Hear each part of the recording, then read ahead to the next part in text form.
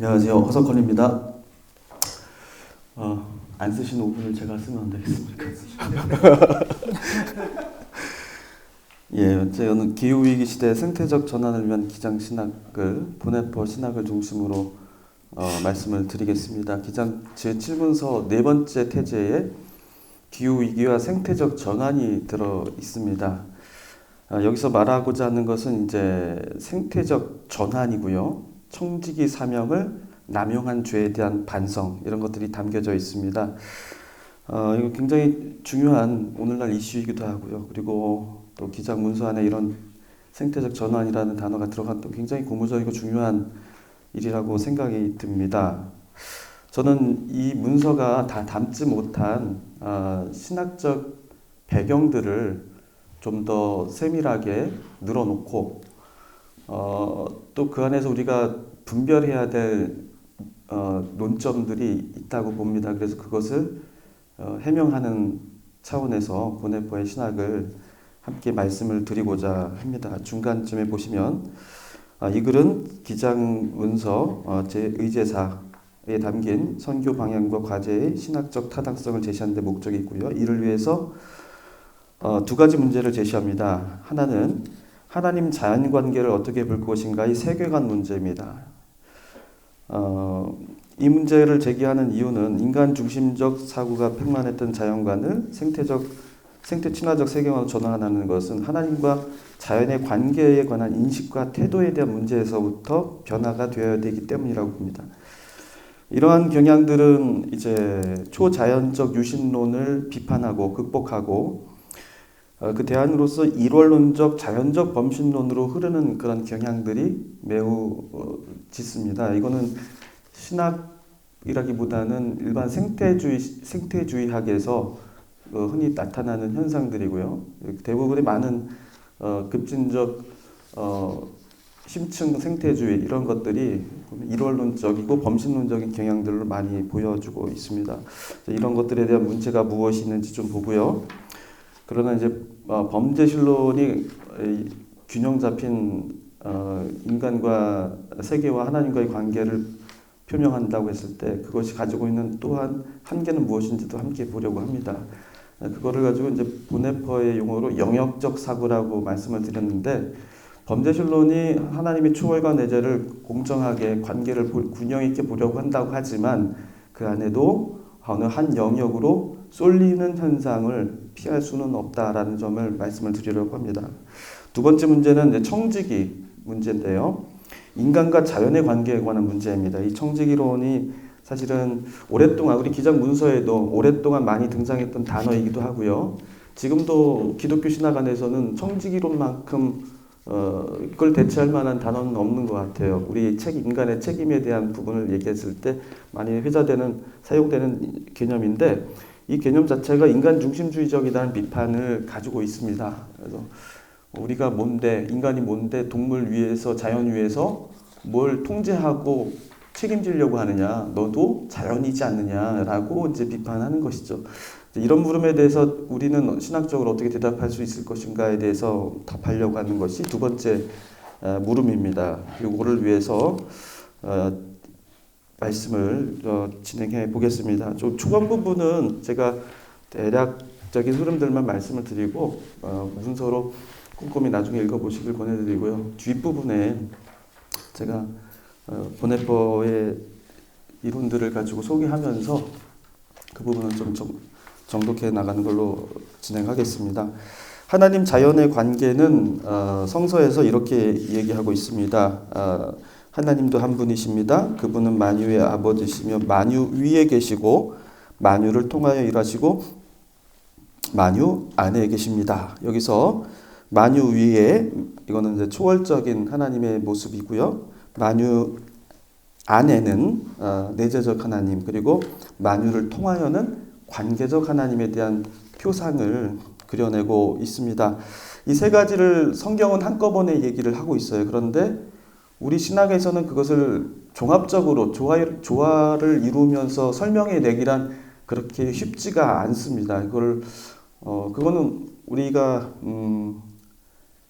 그 하나님의 초월과 내재를 균형 있게 설명한다. 이거는 사실 기독교 신학과 인류의 지성사 안에서 끊임없이 제기해왔던 문제이고 극복하지 못한 한계지 않는가 저는 그렇게 생각이 들고요.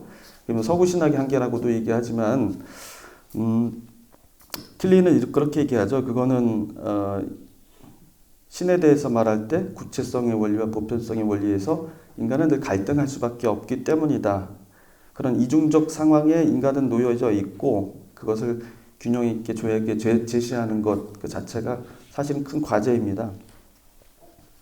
기독교 역사는 이것을 해결하기 위한 변증법적 역사라고 보고 있고요. 이 과정들을 한번 토과보고 같이 이것의 한계가 무엇인가 그리고 우리가 가장 근접해 있는 대안이라고 말하는 범죄실로는 또 어떤 모습으로 그려낼 수 있는 것을 말씀을 드려볼까 합니다.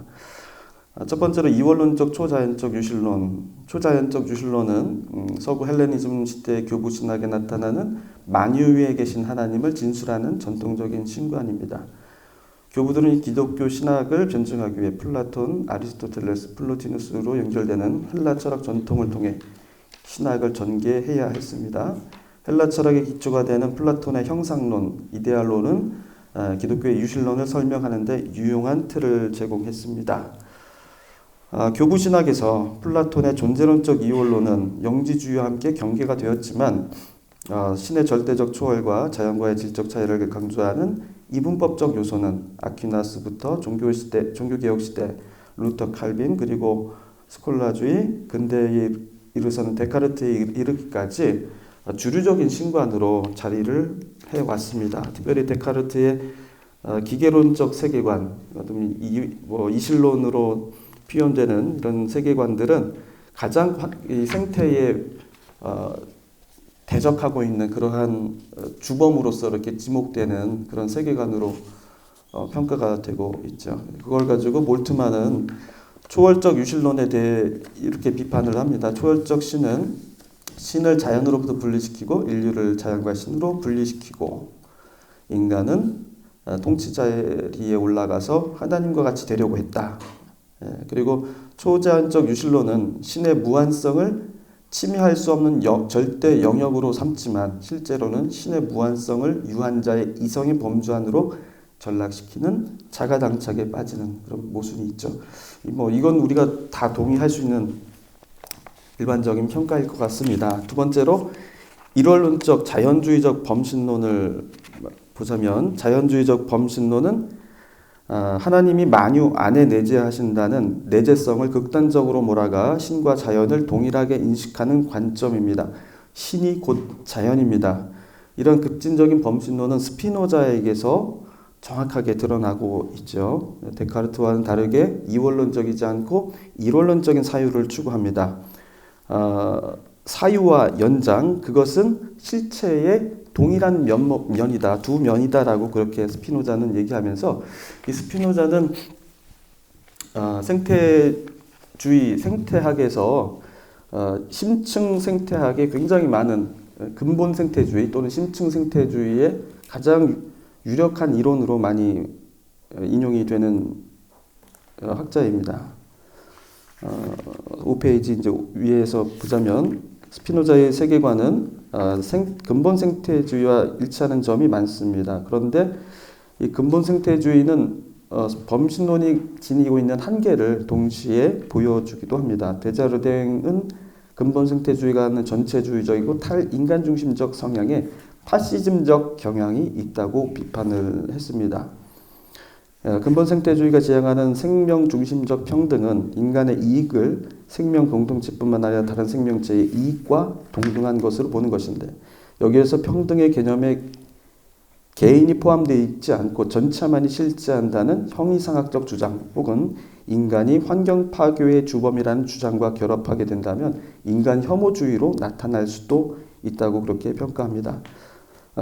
북치는 근본 생태주의 탈인간 중심적 태도를 인간 혐오주의이자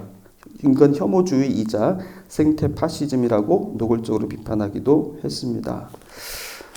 그래서 일원론적 자연적 범실론이 가지고 있는 한계들은 스피노자 또 그거를 인용하고 있는 근본 생태주의 안에서도 아주 극명하게 비판이 되고 있어요. 그리고 이걸 넓은 의미에서 보면은 이제 자연주의적 범신론은 이론론적인 세계관을 가지고 있다는 점에서 그중 스피노자뿐만 아니라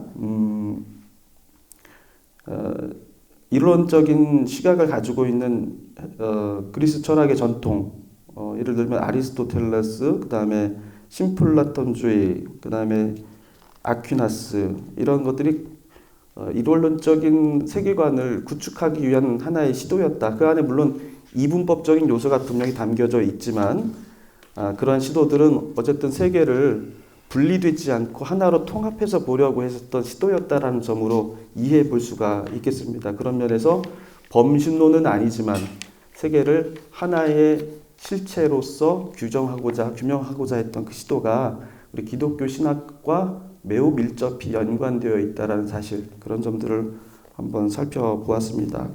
6페이지로 넘어가면 이제 어거스틴 같은 경우에도 그런 헬레니즘 철학의 영향 속에서 기독교의 교부 신학과 중세 신학을 연결해내는 그런 중요한 교량자 역할을 했는데요. 이 어거스틴은 이제 무로부터의 창조를 주장하면서 기독교 신학의 뚜렷한 자기 정체성들을 확립시킨 그런 차이점들을 가지고는 있습니다. 어쨌든 이 점에서 말씀드리고 싶었던 건 뭐냐면 기독교 역사 안에서 어거스틴과 아퀴나스 이렇게 흘러내려오는 이 흐름 속에서 범신론은 기독교 신학과 멀지 않았다. 먼 것은 아니었다. 결코 이론론적인 세계관을 구축하려고 했었던 노력들을 우리가 그걸 기억을 한다면 기독교 신학 안에도 범신론적인 요소들을 많이 포함하고 있다는 점들을 말씀을 드리고 싶었습니다. 정리하자면 범신론은 자연과 상관없는 초월적 신 대신 자연 속에 내재하는 생명의 근원으로서 하나님을 회복시킵니다. 자연 속에 내재하는 하나님은 분명 자연의 권리를 복권시키려는 입장에서 매력적이지만 자연을 신격화하거나 신을 물질화시킨다는 점은 항상 의심되고 비판될 수밖에 없습니다. 자, 세 번째로 이제 진화론적 유실론과 범죄실론, 두 가지를 같이 보려고 하는데 이제 두 가지가 같은 맥락에서 이야기가 될 수 있기 때문에 진화론적 유실론, 범죄실론을 같이 보겠습니다. 만유를 통하여 일하시는 하나님의 상에 해당되는 신의 모습은 진화론적 유실론이라고 볼 수 있습니다. 또는 진화론적 창조론이라고도 얘기를 하는데 이거는 유실론적 진화론과는 좀 다른 맥락에서 사용되는 말입니다. 말만 앞뒤로 바꿨지만은 어느 것을 신의 섭리를 우선적으로 창조의 섭리를 우선으로 자연을 이해할 것인가 아니면 자연을 통해서 하나님에게로 도달할 것인가의 방향의 차이라고 볼 수가 있겠죠. 그것을 이제 자연 신학이라고 할 수도 있고 그 다음에 진화론적 유실론을 자연의 신학이라고도 그렇게 분류해 볼 수가 있습니다. 그래서 우리는 자연 신학이 아니라 자연의 신학에 가깝죠. 그걸 지향하고 있는데 자연의 신학은 신과 세계의 관계를 폐쇄적이거나 정적으로 보지 않고 역동적이고 개방적인 것으로 봅니다. 하나님은 연속성과 질서와 정합성뿐만 아니라 변화와 창발성과 비결정성을 내포한 우주로 창조하셨기 때문입니다. 이 말 속에는 두 가지 의미가 있는데 자연의 진화는 일반적인 진화의 과정이라는 어떤 과학적 원리는 그 자체로서 하나님의 일반적 섭리다라고 말하는 게 있고요. 그렇다면은 기적이라든지 하나님이 이렇게 직접적으로 개입하는 하나님의 섭리 그런 것은 인정되지 않느냐. 만약에 진화의 원리를 가지고 하나님의 섭리라고 얘기한다면 이건 이실론적인 표현이 될 수가 있기 때문에 그것도 경계되는 부분이 있죠. 그래서 하나님이 직접적인 세상의 개입을 어떻게 설명하느냐고 했을 때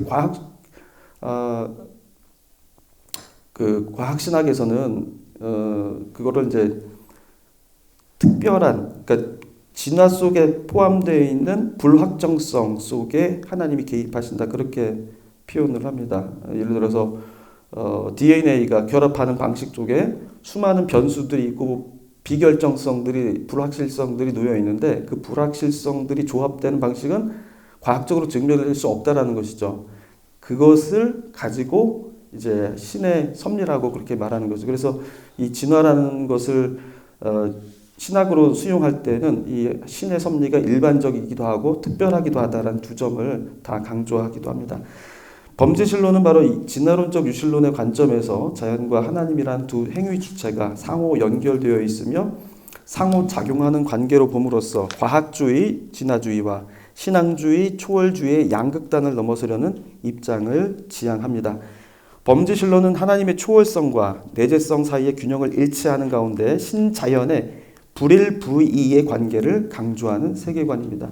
불일부이라 함은 범신론과 같이 신과 자연을 동일한 하나로 보지 않고 그렇다고 그 둘을 초월적 이원론과 같이 둘의 독립적인 개별자로 보지도 않는 것을 말합니다. 하나님과 자연은 서로의 근거가 되고 서로 의존하며 서로 구별되지만 분리되지 않습니다. 그러면 이 둘은 어떤 방식으로 불일부이를 이룰 수 있는 것일까? 거기에 대한 동일한 일치되어 있는 모델은 없고요. 다양한 입장 접근법들이 있는데 그 중에서 세 가지를 이 글에서는 제시해 봅니다. 과정신학적 접근, 생태 여성신학적 접근, 개혁신학적, 삼위일체론적 접근, 이 세 가지를 하나의 사례들로 범죄신론적 접근의 사례들로 제시를 해드렸습니다. 요 자세한 내용들은 문서로 그냥 읽어보시는 것으로 대체하겠습니다. 9페이지로 넘어가서 범죄신론의 모델들은 앞에서 이렇게 늘어났던 것처럼 다양한 스펙트럼을 갖습니다. 과정신학적 접근은 자연의 진화와 생성 과정 자체를 하나의 실체인 신의 작용과 목적인으로 이해합니다. 이것은 자연을 신적인 어떤 것으로 긍정하는 범신론의 성격이라고 볼 수도 있는 여지가 있는 지점입니다. 또 과정신학은 기독교 신학의 전통적 창조신앙인 무로부터의 창조를 수용하지 않습니다. 이런 면에서 이제 신의 초월성이나 이런 것들이 늘 논쟁으로 붙여지는 지점이 있죠. 그리고 생태 여성 신학 같은 경우는 이원론적 신학에 반박하기 위한 어떤 의도들이 다분히 아주 집중되어 있기 때문에 매우 내재적 하나님으로서의 모습을 강조하는데 많이 그쪽을 강조함으로써 균형을 이루려고 하는 그 특징들이 있다고 그렇게 평가가 됩니다. 몰트만을 아까 개혁적 신학 입장으로 말씀을 드렸는데 몰트만 같은 경우도 범죄신론적인 입장을 취하지만 그 안에는 내재적 초월성이라는 것이 여전히 강조되어 있다. 그렇게 평가를 했습니다. 그래서 이 범죄신론이 우리가 가장 균형이 있고 우리가 지금 우리가 신과 자연의 관계를 이해할 수 있는 가장 균형된 관점이다라는 점은 인정을 하지만 글쎄 어떤 범죄신론이냐라고 구체적으로 들어가면 거기에 있어서는 초월과 내재라는 부분이 어떤 것은 초월 쪽에 어떤 것은 내재 쪽에 그렇게 또 조금씩 그 균형의 추가 다르게 설정되어 있는 점들을 볼 수가 있죠. 그래서 이런 것은 결국 이 신자연의 초월과 내재의 한계를 그 관계를 볼 수 있는 우리 인간의 한계이지 않겠는가 저는 그렇게 보는데요. 그거는 이제 단순히 한계라고 보기보다는 신에 대한 입장, 신을 어떻게 이해할 것인가에 대한 입장, 거기에서 갈려지는 문제라고 생각이 듭니다. 이 부분들을 이제 뒤에서 보네퍼의 입장을 통해서 한번 해명해 보려고 하는 거고요. 그래서 이제 신과 세계의 관계에 있어서 어떤 관계가 우리에게 그 관계를 균형 있게 조화롭게 얘기할 수 있는 방법이 무엇인가를 이제 문제로 일단 남겨놓고 두 번째 문제로 넘어가겠습니다. 이 청지기 역할론인데 청지기 역할론은 10페이지로 넘어가면 하나님의 형상, 창세기 1장 27절 28절에 나와 있는 하나님의 형상과 땅의 지배라는 이 두 가지의 키워드를 통해서 지지되고 있는 개념이죠. 그런데 이 청지기 개념은 비판을 받고 있습니다. 예를 들어서 린 화이트는 생태학적 위기의 역사적 뿌리라는 논문에서 아주 신랄하게 비판합니다. 세상에서 본 것 중 가장 인간 중심적인 종교이며 기독교는 인간의 유익한 목적을 위해 자연을 개발하는 것이 하나님의 뜻이라고 주장해왔다고 비판하는데 이것은 기독교가 현대 지구를 위협하고 있는 과학기술 파괴적인 민주주의 동맹이 세계에서 가장 인간 중심적인 관점에 의해 발전되었기 때문이라고 꼬집습니다. 화이트는 기독교 성서 해석에 인간 중심주의의 원인이 있다고 보는데 하나님 형상으로서의 인간의 우월적 지위와 동물과 온 땅을 다스려야 하는 명령에 대한 성서 해석은 인간을 순전히 도구적인 방식으로 자연과 관계를 맺도록 하는 근거가 되었다고 거의 비판을 합니다. 자, 이런 평가들이 우리에게 기독교에게는 도전으로 되고 있어요. 기분이 나쁘지만 도전입니다. 그래서 여기에 대해서 반응들을 내올 때 12쪽에 보시면은 이제 화이트의 비판에 대해서 두 가지 반응들을 볼 수가 있어요. 하나는 기독교 세계관이 그가 비판하는 것처럼 인간 중심적이지 않다 이렇게 반박하는 거고요. 다른 하나는 그 비판을 수용하고 기독교적 신념과 가치관을 재검토하여서 새로운 세계관과 인간관으로 전환을 시도하는 것. 이 두 가지가 이제 그에 대한 반응이라고 볼 수 있어요. 이 두 가지 반응을 저는 이 청지기 생태신학과 영적 생태신학 이렇게 두 가지로 이름을 나누었습니다. 이거는 뭐 제가 전적으로 만든 용어는 아니고요. 로렐 컨스가 말했던 세 가지 분류를 제가 다시 재조합해서 이렇게 분류를 해봤는데 인간 중심적으로 보느냐, 인간에 대한 권위를 인정하느냐 안 하느냐 이걸로 두 가지를 나눈 겁니다. 그래서 청지기 생태신학은 인간에게 땅을 다스릴 수 있는 창세기 명령을 긍정하는 기본 자세를 취합니다. 그건 맞다. 그런데 우리가 잘못 이해한 것이다. 이렇게 변론하는 거예요. 그리고 카스티오 같은 경우는 인간이 오히려 인간을 그 자연으로부터 제거하는 것만으로 생태 문제는 해결되지 않는다.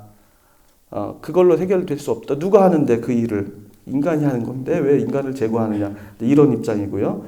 하드메이어와 오트 같은 경우는 창세기에서 말하는 그 지배한다라는 것, 정복하고 지배한다라는 그 단어의 뜻을 이렇게 또 새롭게 풀어 해석을 하는 거예요. 그래서 지배한다라는 말은 뭐냐면은 그게 누구한테 군림한다는 뜻이 아니라 통치하고 억누른다는 뜻이 아니라 그거는 카바슈라는 단어는 축복의 뜻이 있다. 그거 뭐냐면 포도주를 발로 짓밟는 것을 카바슈라고 한다. 그래서 이거는 땅을 다스린다는 게 막 억누르는 게 아니라 포도즙을 밟아서 그 즙을 함께 공유하는 그러한 청지기 역할이다. 아주 좋은 해석들을 내주죠. 그래서 이 어쨌든 간에 청지기의 인간의 다스림과 지배의 정복의 이런 성서의 구절들을 옹호하려고 하는 그런 변론의 입장에 서 있는 입장이 여전히 있고요. 다른 한편에 두 번째 영적 생태신학이 있다고 말씀드렸는데 영적 생태신학은 아까 처음에 말씀드렸던 심층 생태신학, 근본주의적인 생태신학하고 이제 관련이 있습니다. 범심론적인 관점에서 철저히 그리고 신비주의적인 전통들을 끌어들입니다. 그런 특징들을 가지고 있는데 여러분들도 잘 아시는 토마스 베리와 같은 새로운 이야기에 관한 것들은 이제 우주의 신비들을 보는 거예요. 우주의 쭉 이야기를 보면서 우주에 대한 기원에 대한 이야기를 차근차근 해 나가면서 이 이야기 속에서 말하는 것은 뭐냐면 결국에는 하나님 신의 신비를 얘기하는 신비적인 것들을 얘기하는 거죠. 그리고 매튜 폭스와 같은 사람도 신비주의를 옹호하고요. 아까 말했던 화이트 같은 사람도 중세의 신비주의 전통을 중요하게 생각을 합니다. 그래서 성 프란치스코의 애니미즘적 생태적 평등주의를 우리 하나의 대안으로 삼기도 합니다.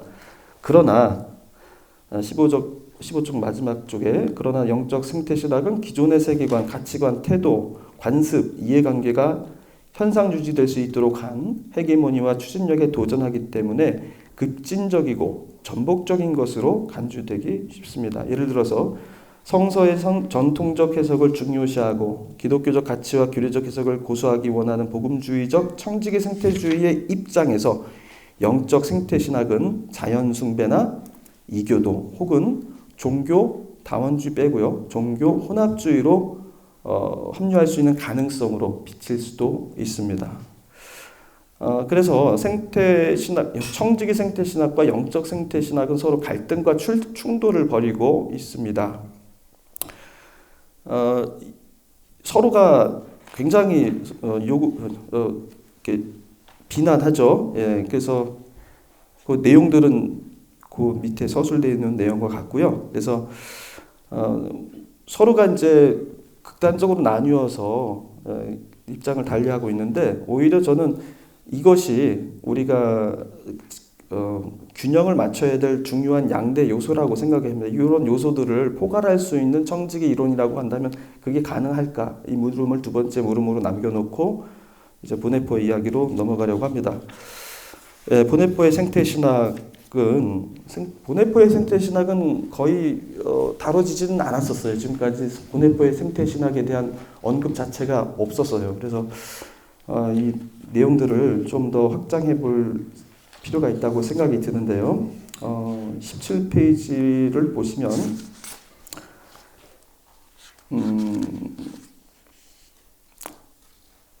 기독교 신학 전통에서 하나님의 형상은 이성으로 동일시되었죠. 이것은 전통 신학이 하나님의 형상을 존재론적이고 실체론적으로 해석한 결과입니다.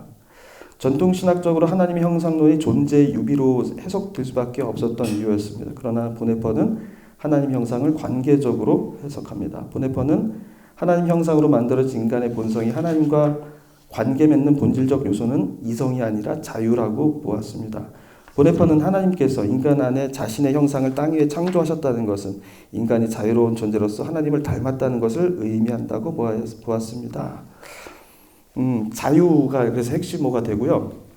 보네퍼는 이 하나님의 본질을 자유라고 봤어요. 이성이라는 것이 우리에게 오랫동안 남겨져 있었던 하나님에 대한 이해였는데, 그리고 그 이성을 통해서 로고스를 통해서 우리는 하나님과의 관계를 맺을 수 있다고 생각을 했는데, 보네퍼는 자유라고 보았고요. 자유라는 것은 그 뜻 자체가 무엇으로부터의 자유잖아요. 내가 누군가로부터 속박받지 않는 것. 그래서 뭐뭐로부터의 자유가 기본적인 것입니다. 그런데 보네퍼는 하나님이 그 자유를 온전히 누리기 위해서는 뭐뭐로부터의 타자로부터의 자유는 안 된다라는 거예요. 왜냐하면 타자가 하나의 넘어설 수 없는 한계가 되기 때문이죠. 하나님은 전지전능이라고 한다고 했을 때 그 고전적인 의미에서의 하나님의 이해를 전지전능, 그게 전지전능이 될 수가 없지 않느냐. 그러면 하나님은 대상으로부터의 자유이기도 하지만 그 대상으로부터 향하는 자유가 되어야 된다.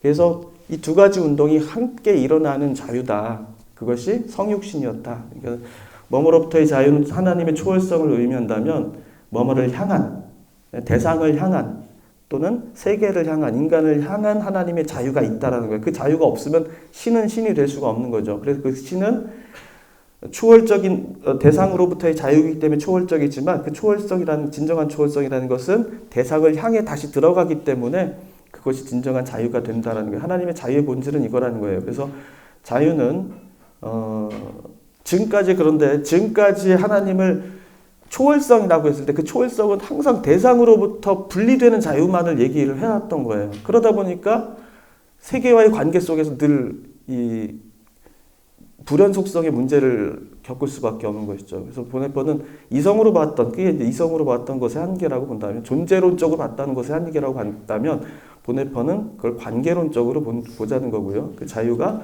바로 신의 자유로운 속성, 그리고 그 속성이 바로 우리가 하나님과 관계를 맺는, 또는 자연과 관계를 맺는 가장 중요한 속성이라고 보는 겁니다. 그래서 인간도 하나님과 관계를 맺기 위해서는 그 자유를 우리가 가지고 있음이 드러나야 된다는 것이죠.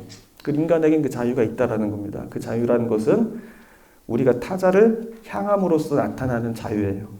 그래서 우리에게도 하나님이 그리스도를 통해서 성육신함으로 세계와의 관계 속에서 세계를 향함으로써 자유를 얻음으로 진정한 신이 된 것처럼, 인간도 그러한 타자를 향한, 대상을 향해서 분리되지 않고 그것을 향해 나아감으로 우리도 하나님과의 유사성을 얻을 수가 있다는 거예요. 그 유사성이 관계의 유비라고 말하는 것이죠. 그건 기존에 왔었던 존재의 유비에 대한 반박이기도 하고요. 새로운 그의 신학의 어떤 특징이라고 볼 수가 있겠습니다. 그래서 보네퍼는 타자를 위한 자유, 또 타자를 향한 지향성을 주장하면서 그런 자유의 개념으로부터 인간은 타자유에 군림할 수가 없는 거고요. 다스리는 지배자의 모습으로 주어질 수가 없습니다. 하나님 형상으로 창조된 인간은 타자를 향하고 관계를 맺는 곳에서만 하나님과의 유사성을 발견할 수 있기 때문입니다.